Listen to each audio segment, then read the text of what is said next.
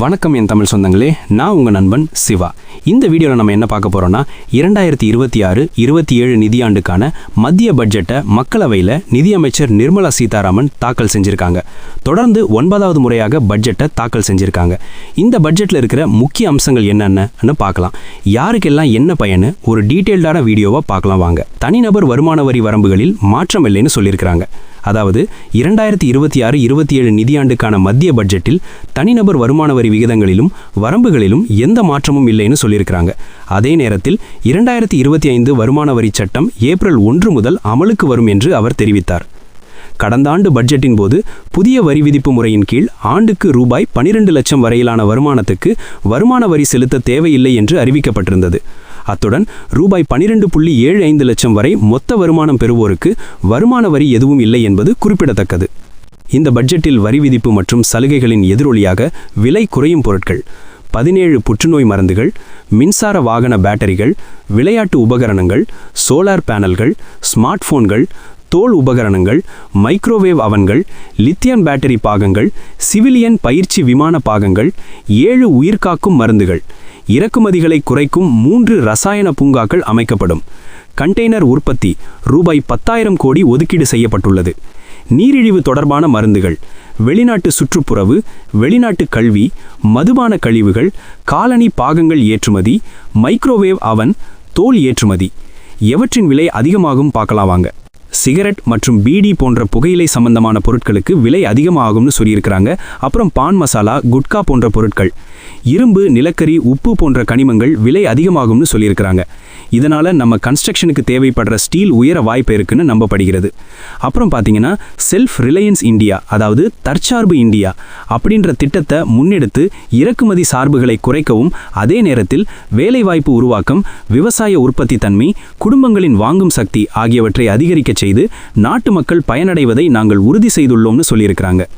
இந்த நடவடிக்கைகள் சுமார் 7% என்ற உயர் வளர்ச்சி விகிதத்தை வழங்கியுள்ளனன்னு சொல்லியிருக்கிறாங்க. மேலும் வறுமை குறைப்பு மற்றும் நமது மக்களின் வாழ்க்கை தரத்தை மேம்படுத்துவதில் கணிசமான முன்னேற்றங்களை அடைய எங்களுக்கு உதவியுள்ளனன்னு சொல்லியிருக்கிறாங்க. பொருளாதார வளர்ச்சியை விரைவுபடுத்தவும் நிலைநிறுத்தவும் 6 விஷயங்களில் கவனம் செலுத்தப்பட வேண்டும்னு சொல்லியிருக்கிறாங்க.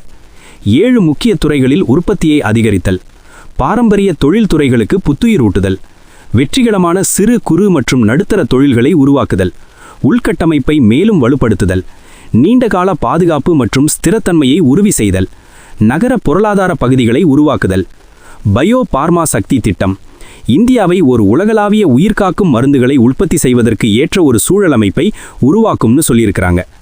அடுத்த 5 ஆண்டுகளில் ரூபாய் 10,000 கோடியில் பயோ பார்மா சக்தி திட்டம் கொண்டுவரப்படும்னு சொல்லியிருக்கிறாங்க. இது உயிர்காக்கும் மருந்துகள் மற்றும் அதற்கு இணையான மருந்துகளை உள்நாட்டிலேயே உற்பத்தி செய்வதற்கு ஏற்ற ஒரு சூழலமைப்பை உருவாக்கும்னு சொல்லியிருக்கிறாங்க. சென்னை பெங்களூரு உள்பட 7 அதிவேக ரயில் பாதைகள், மும்பை புனே, ஹைதராபாத் புனே, ஹைதராபாத் பெங்களூரு, சென்னை பெங்களூரு, டெல்லி வாரணாசி, வாரணாசி சிலிகுரி உள்ளிட்ட 7 அதிவேக ரயில் பாதைகளை உருவாக்க அரசாங்கம் திட்டமிட்டுள்ளதுன்னு தெரிவிச்சிருக்கிறாங்க. எதிர்கால சாதனையாளர்களை உருவாக்க ரூபாய் 10,000 கோடியில் குறு, சிறு மற்றும் நடுத்தர தொழில்களுக்கான வளர்ச்சி நிதி அளிக்கப்படும்னு சொல்லியிருக்கிறாங்க. விளையாட்டுத் துறையில் பார்த்தீங்கன்னா உயர்தர விளையாட்டுப் பொருட்கள் உற்பத்தி மற்றும் ஆராய்ச்சிக்காக ஒரு பிரத்யேக முன்னெடுப்பு செய்யப்படும்னு சொல்லியிருக்கிறாங்க. சவாலான முறையில் பிரம்மாண்ட ஜவுளி பூங்காக்களை அமைக்கப்படும்.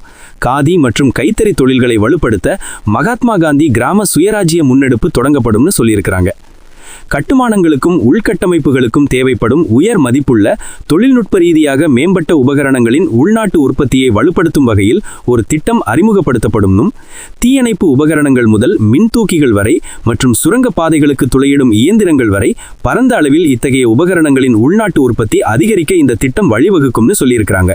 இதனால நம்ம நிலத்துக்கு அடியில பாதை அமைக்க பயன்படுத்தப்படுற இயந்திரங்களோட உபகரணங்களை நம்ம உள்நாட்டிலேயே உற்பத்தி செஞ்சுக்கலாம்னு சொல்லியிருக்கிறாங்க. அரிய வகை காந்தங்களுக்கான ஒரு திட்டம் 2025 தொடங்கப்பட்டது. இப்பொழுது கனிம வளம் நிறைந்த ஒடிசா, கேரளா, ஆந்திர பிரதேசம் மற்றும் தமிழ்நாடு போன்ற மாநிலங்களில் பிரத்யேக அரிய கனிம வழித்தடங்களை அமைப்பதற்கான திட்டங்களை தொடங்குகிறோம்னு சொல்லியிருக்கிறாங்க. இந்திய செமிகண்டக்டர் மிஷன் 2.0வை தொடங்குவோம். தொழில்நுட்பத்தையும் திறமையான பணியாளர்களையும் உருவாக்குவதற்காக தொழில் சார்ந்த ஆராய்ச்சி மற்றும் பயிற்சி மையங்களிலும் கவனம் செலுத்துவோம். நிலையான நீண்டகால முதலீடுகளை ஈர்க்க வேண்டும். அதிகமாக ஏற்றுமதி செய்து நிலையான நீண்டகால முதலீடுகளை நாம் ஈர்க்க வேண்டும் என்று மத்திய நிதியமைச்சர் நிர்மலா சீதாராமன் குறிப்பிட்டிருக்கிறாங்க. கிழக்கையும் மேற்கையும் இணைக்கும் பிரத்யேக பாதை. சுற்றுச்சூழலுக்கு இணங்க முறையில் சரக்கு போக்குவரத்தை மேம்படுத்தும் வகையில் கிழக்கில் உள்ள தான்குனியையும் மேற்கில் உள்ள சூரத்தையும் இணைக்கும் புதிய பிரத்யேக சரக்கு வழித்தடங்கள் அமைக்கப்படும்னு தெரிவிச்சிருக்கிறாங்க. இந்த பகுதிகளில் இருக்கிற சிறு குறு வர்த்தகம் மேம்படும்னு சொல்லப்பட்டுள்ளது. தேங்காய் உற்பத்தியை அதிகரிக்கவும் உற்பத்தி திறனை கூட்டவும் தேங்காய் ஊக்குவிப்பு திட்டம் தொடங்கியிருப்பதாகவும், இந்த திட்டத்தில் தேங்காய் அதிகம் விளையும் மாநிலங்களான கேரளா, தமிழ்நாடு போன்ற மாநிலங்களில் உற்பத்தி செய்யாத மரங்களை அழிப்பதற்கும் அங்கு புதிய மரக்கன்றுகளை நடுவதற்கு வழிவகை செய்யப்படும்னு சொல்லியிருக்கிறாங்க. இதனால உள்நாட்டு தேங்காய் பொருட்கள் மற்றும் அதோட உற்பத்தியை அதிகமாகும்னு சொல்லப்படுது. 2030ஆம் ஆண்டுக்குள்ள முந்திரி மற்றும் கோகோ உற்பத்தியில் இந்தியாவை தன்னிறைவு அடைய செய்யவும் ஏற்றுமதி போட்டித்தன்மையை அதிகரிக்கவும் இந்திய முந்திரி மற்றும் இந்திய கோகோவுக்கு ஒரு பிரத்யேக திட்டம் கொண்டு வரப்படுகிறது. இதனால உள்நாட்டு உற்பத்தியாளர்கள் அதிகமாக பயனடைவாங்கன்னு சொல்லப்பட்டுள்ளது. கார்பன் பிடிப்பு, பயன்பாடு மற்றும் சேமிப்பு தொழில்நுட்பங்களில் அடுத்த 5 ஆண்டுகளில் ரூபாய் 20,000 கோடி ஒதுக்கீடு செய்யப்படும்னு சொல்லியிருக்கிறாங்க. இதன் மூலம் பல்வேறு பயன்பாடுகளில் இந்த தொழில்நுட்பங்களை மேம்படுத்தவும் உயர் தயார் நிலைகளையும் அடைய முடியும்னு சொல்லியிருக்கிறாங்க. இதனால தொழிற்சாலைகளுக்கு தேவைப்படுற கார்பன் பயன்பாடு நம்ம நாட்டிலேயே நம்ம எடுத்துக்க முடியும்னு சொல்லியிருக்கிறாங்க.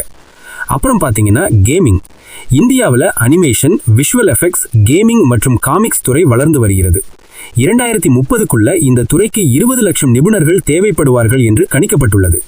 இந்த துறை சார்ந்த படிப்புகளை சுமார் 15,000 மேல்நிலை பள்ளிகளும் 500 கல்லூரிகளும் ஏவிஜிசி கண்டென்ட் கிரியேட்டர் ஆய்வகங்களும் மும்பையில் உள்ள Indian Institute of Creative Technologies நிறுவனம் அமைக்கும்னு சொல்லியிருக்கிறாங்க. பெண்களுக்கான ஒரு திட்டம்தான் நாடு முழுவதும் டிஸ்ட்ரிக்ட் தோறும் ஒரு பெண்கள் விடுதி அமைக்கப்படும். அதன்படி நாட்டின் ஒவ்வொரு மாவட்டத்திலும் ஒரு பெண்கள் விடுதி கட்டப்படும்னு சொல்லியிருக்கிறாங்க.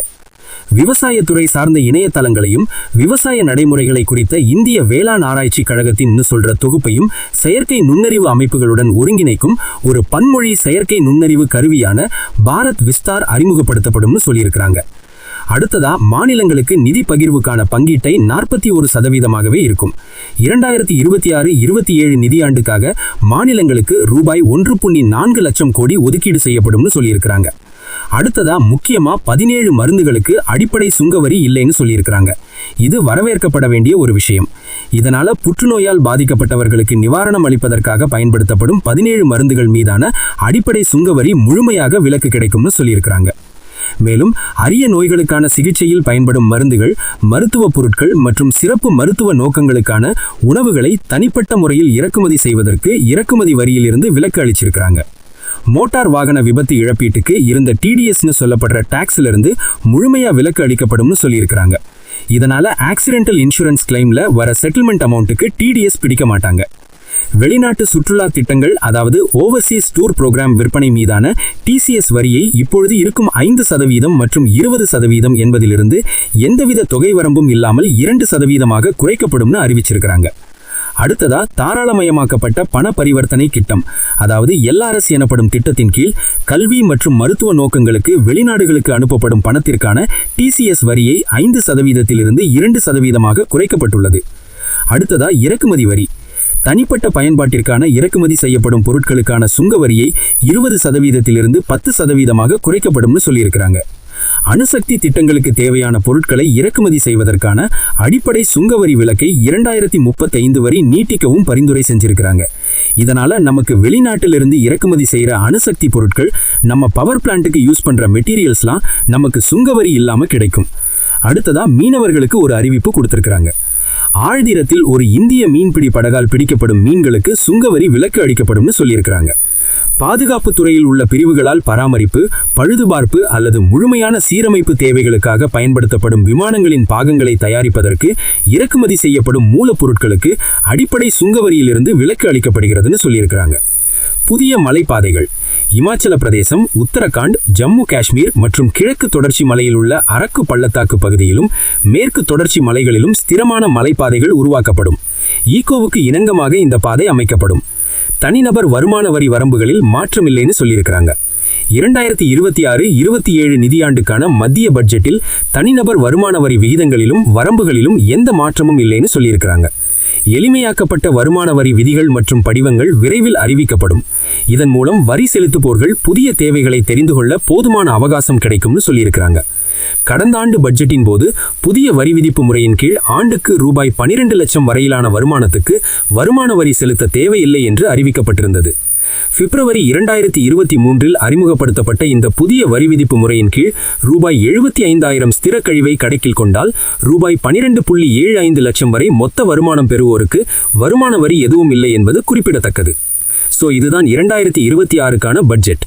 இதை பார்த்தின உங்களோட பார்வையை நீங்கள் கமெண்ட்ஸில் போடுங்க. மீண்டும் ஒரு யூஸ்ஃபுல்லான வீடியோவில் உங்களை சந்திக்கிறேன் மக்களே. வீடியோ